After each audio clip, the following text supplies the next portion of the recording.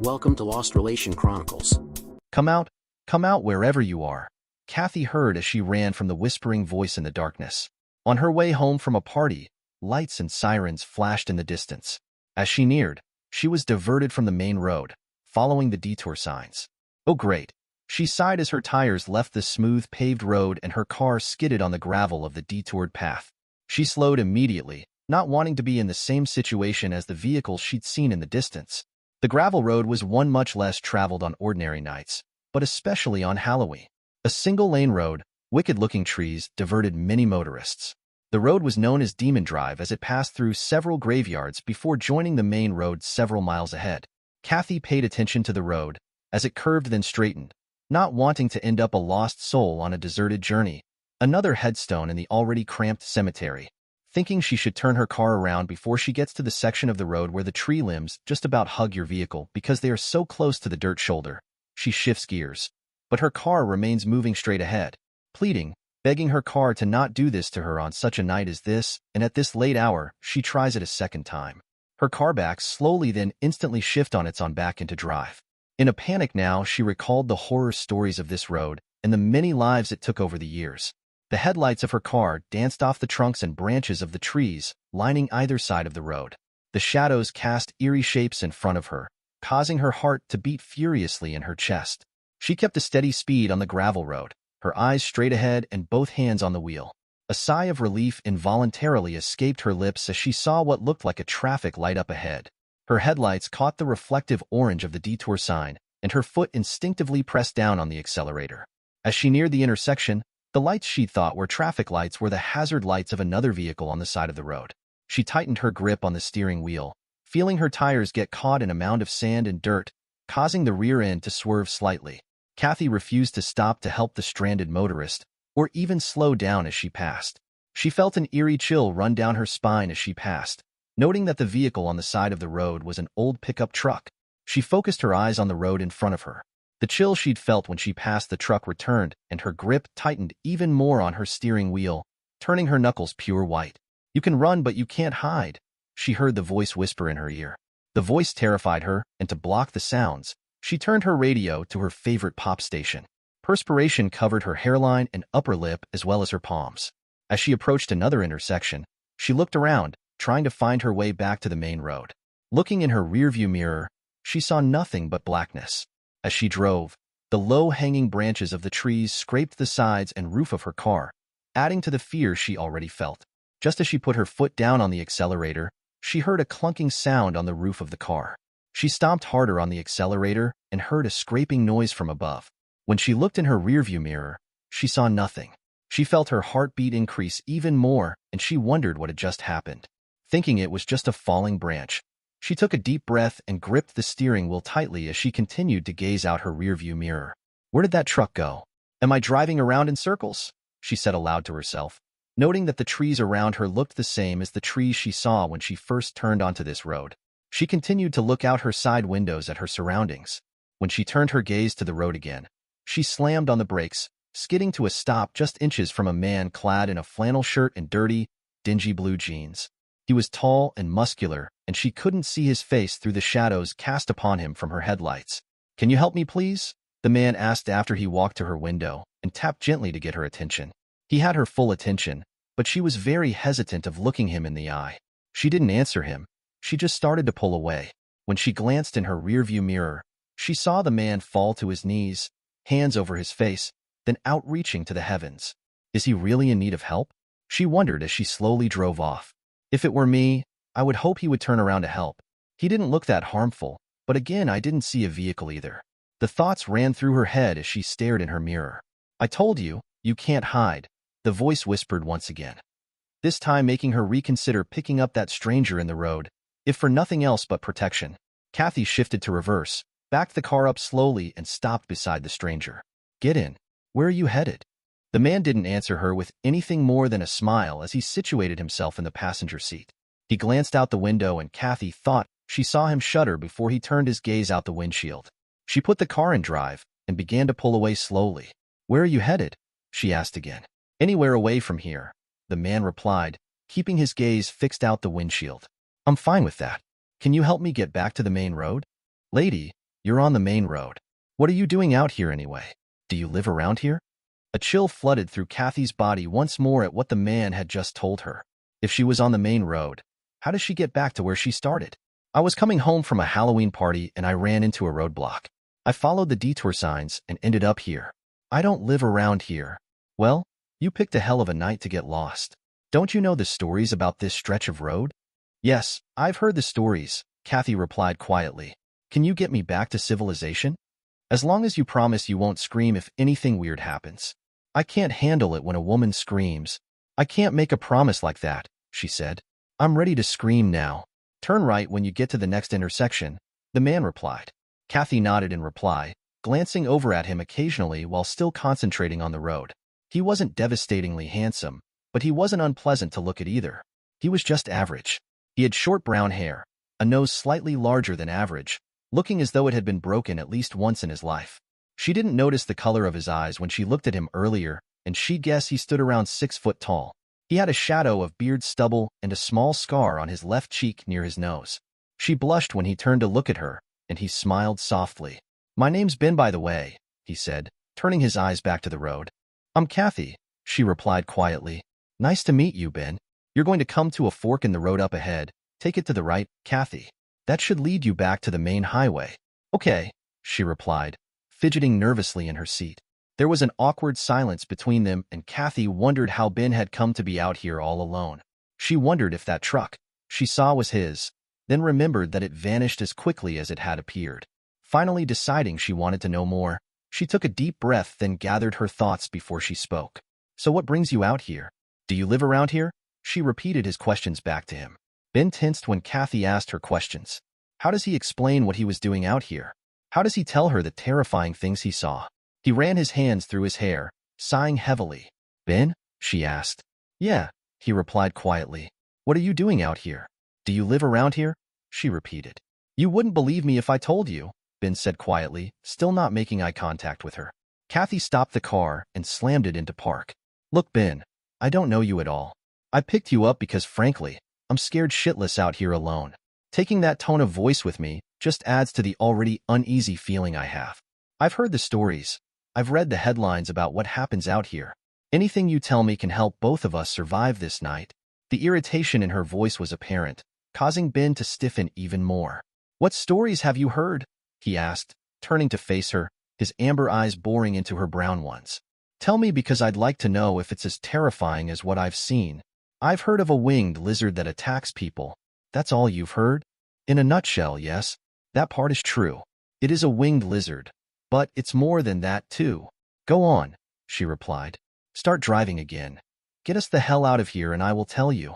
Kathy put the car in drive and stepped on the accelerator, hearing her wheels spin under the gravel before they found purchase and the car jerked forward.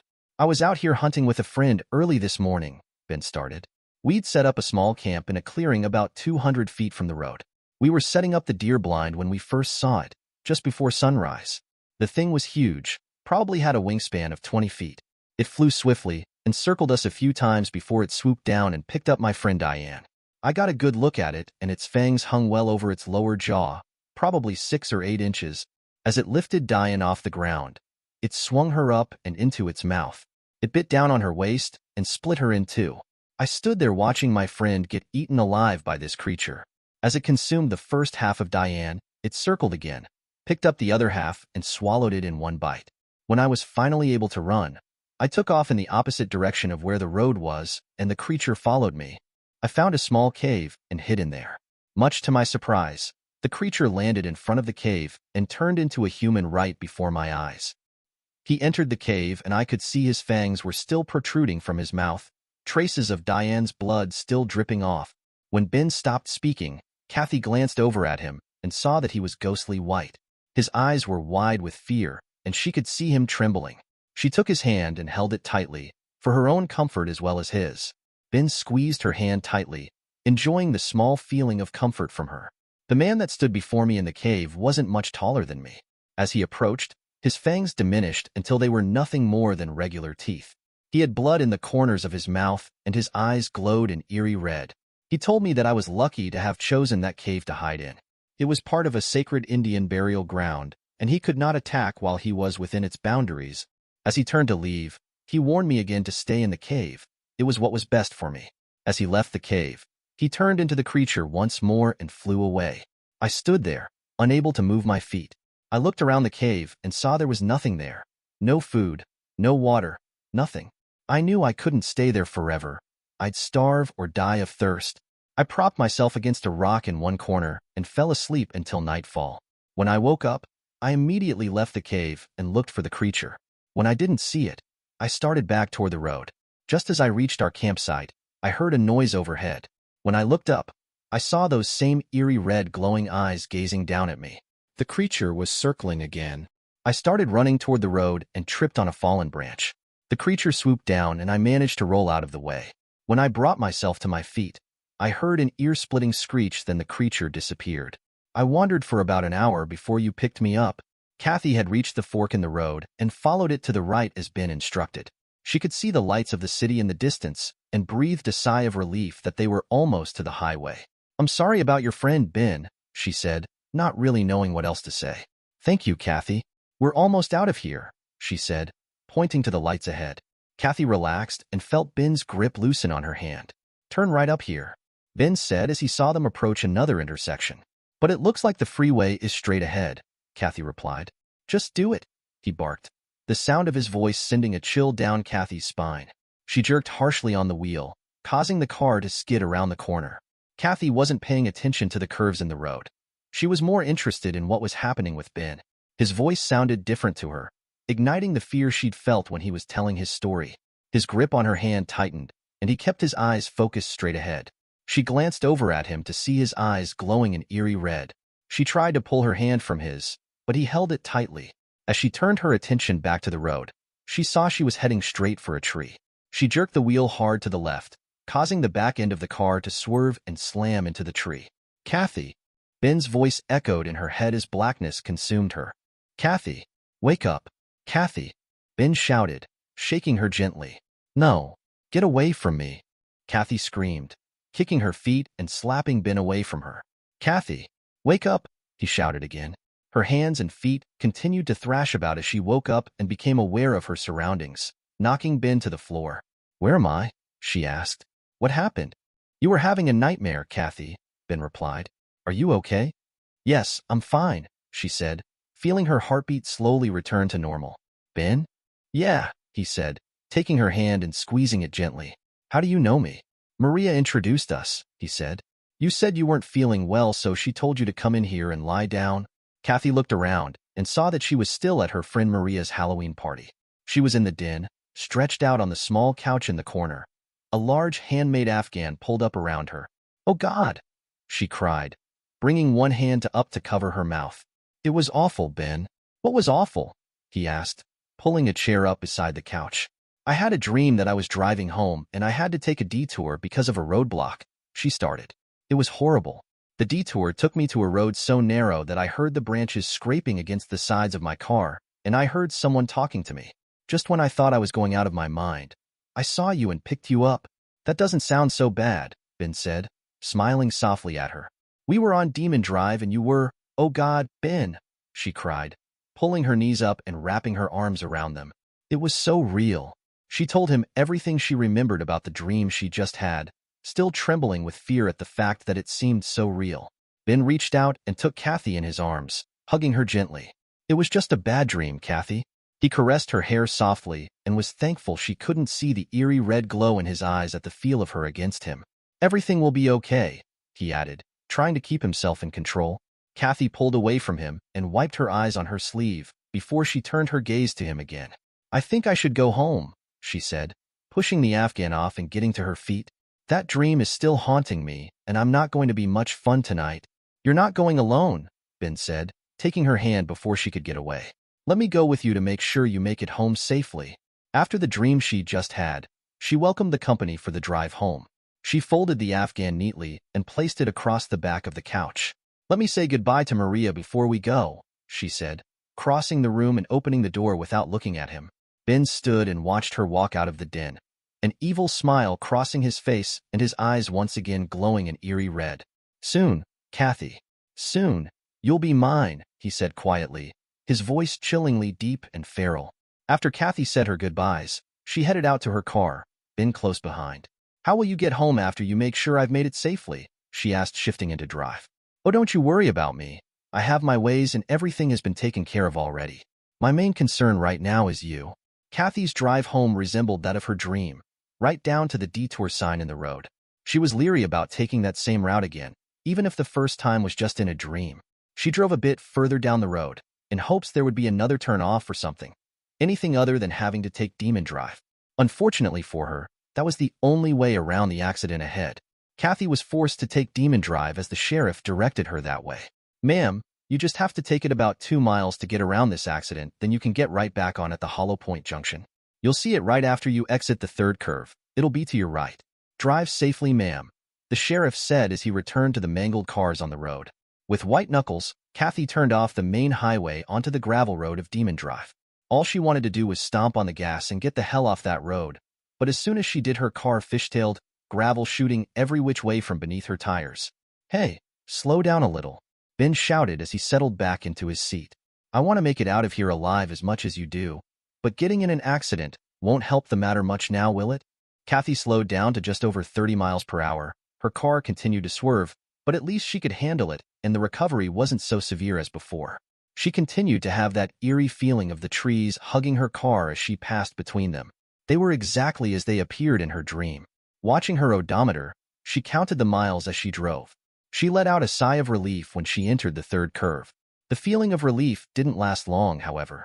She heard the voices start again, just as they did in her dream. Come out wherever you are.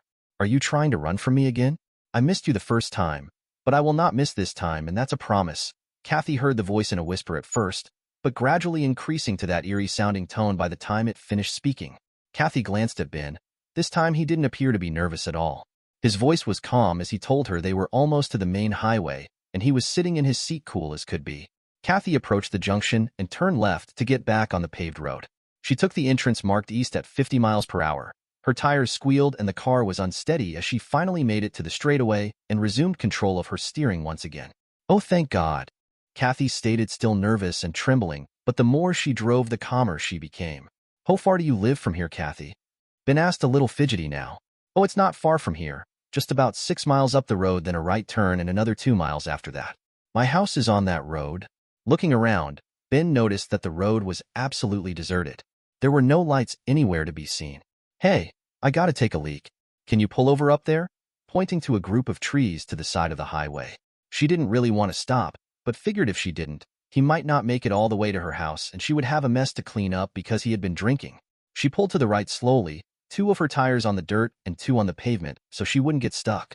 Ben opened his door, got out, then closed it tightly behind him before walking off into the darkness for what Kathy thought was to relieve himself. As soon as he was out of sight, the voices started again, louder and fiercer this time. Violent scrapes were heard on her roof, denting the thick metal. "I've got you now, Kathy." The voice echoed like a demon in the still of the night. Ben, will you please hurry up?" Kathy screamed in the direction he walked.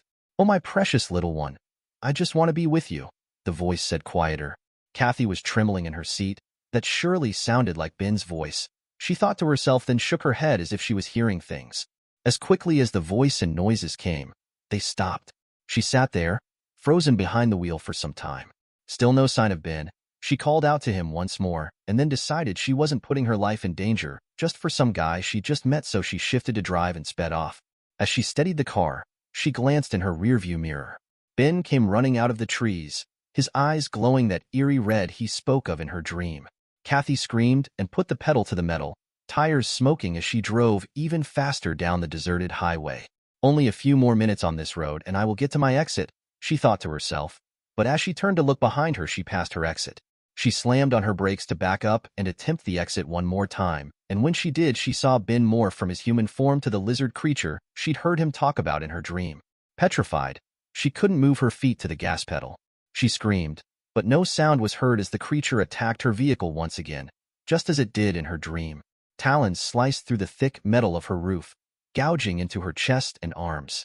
The car jostled about like a child with a toy. Ben seemed to be having fun with her as he broke the driver's side window and pulled her blood-soaked body from the mangled wreck. tossing her into the air a few times before he let her down. "Try running from me now, my pretty little one," Ben said in his human voice that had once calmed her earlier. She watched in horror as he morphed from the lizard to human right before her eyes, causing her to faint momentarily. As she came to, Kathy clawed at the grass and gravel beneath her, trying desperately to get away from him. "I have been searching for a new mate, Kathy," Ben said in that chilling voice. "Diane didn't prove to be worthy," he added. "Your dream was more real than you think, Kathy. I was with you, controlling your mind, telling you things you wanted to hear. Diane was foolish to run from me. She was foolish to try to hide. She met the same fate that you two shall meet." "No," she cried weakly, reaching for a branch that had fallen to the ground. "When I found you, I knew it was only a matter of time before I'd make you mine," he added, still walking slowly toward her. "You see, I've been watching you for quite some time. I thought you more than worthy to be my mate." She ignored the pain in her arms as she swung the branch, catching Ben in the knees and causing him to stumble slightly away from her. "If you would have waited for me, if you didn't try to run, I would have made it worth your while to join with me," he said, stalking toward her as she struggled to right herself, using the branch for support. "Please, just leave me alone," she cried, stumbling and falling to the ground once more. Ben morphed back into the creature, his red eyes glowing brighter with anger. With one flap of his mighty wings, he was circling above Kathy once more. "You give me no choice, Kathy," she heard Ben's voice in her head. "I couldn't get to you in your dreams, but there is no escaping me now." Kathy waved the branch blindly in the air, grunting when the creature swooped low and knocked it from her hands. Her vision blurred as the pain from her wounds continued to increase. She dragged herself to her feet once more, stumbling in the direction of her car. She felt Ben's massive talons pierce her back, then a loud screech came from above her. As she lay on the cold gravel, just inches from her mangled car, she heard Ben's voice a final time. "Perhaps by next Halloween I shall be able to find an adequate mate," he said as he ascended into the night sky and disappeared into the darkness, watching as the life slowly drained from Kathy. Dear listeners, please share your thoughts in the comments section below and don't forget to like, share, and subscribe.